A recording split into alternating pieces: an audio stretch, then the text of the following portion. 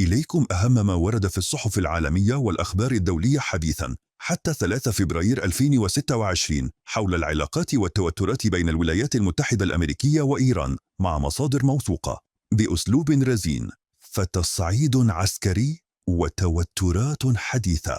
الولايات المتحدة أسقطت طائرة إيرانية بدون طيار كانت تقترب من حاملة الطائرات USS إبراهام لينكولن في بحر العرب في يوم 3 فبراير 2026، ما زاد التوتر بين البلدين وسط تواجد عسكري أمريكي في المنطقة. إيران قالت إن الطائرة كانت في مهمة مراقبة ورفضت الاتهامات الأمريكية بأنها تهديد عدواني. الجارديان الصحف العالمية تشير أيضا إلى اشتباكات بحرية بين زوارق إيرانية وسفينة تجارية ترفع علما مرتبطا بالولايات المتحدة ورد فعل الطرفين ضمن سياق التوتر المتصاعد. الجارديان: هناك أمل حذر في استئناف الحوار بين واشنطن وطهران، لكن الضربات المتبادلة والرسائل المتشددة من كلا الجانبين تضعف التفاؤل. إيران انترناشنال دبلوماسية ومفاوضات نووية. تقارير حديثة تؤكد أن المحادثات بين الولايات المتحدة وإيران حول الملف النووي ستعقد في سلطنة عمان أو دولة مجاورة قريبا بعد مشاورات لتحديد المكان والتوقيت. The New Arab: رغم التوتر في الميدان، هناك جهود من وسطاء إقليميين مثل دول الخليج وتركيا لتشجيع المفاوضات الدبلوماسية وتخفيف حدة الصراع. CBS نيوز.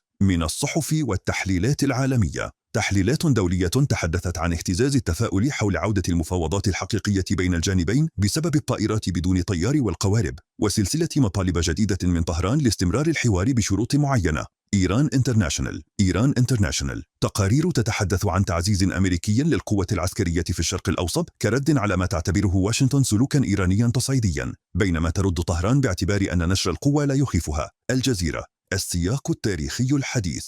للخلفية الأوسع: المفاوضات النووية بين الولايات المتحدة وإيران كانت قد تواصلت عبر جولات متعددة غير مباشرة في الماضي مثل في عمان وروما بهدف إدارة خلافات حول برنامج إيران النووي رغم فترات توقف وتأجيل. ويواجه الاقتصاد الإيراني أزمة اقتصادية كبيرة مع ارتفاع معدلات التضخم وتدهور الظروف المعيشية، مما يشكل عامل ضغط داخلي على النظام في طهران خلال المفاوضات والعلاقات الخارجية. ويكيبيديا. للخلاصة حتى الآن، بينما تشهد العلاقات بين أمريكا وإيران توترا عسكريا في الأيام الأخيرة، هناك جهود دبلوماسية متواصلة تتعلق بالمفاوضات النووية والتحضير لجولات حوار جديدة. الصحف العالمية تسلط الضوء على التناقض بين التصعيد العسكري والتحركات الدبلوماسية في الوقت نفسه، مما يجعل الوضع معقدا وغير مستقر. إذا كنت تريد ترجمة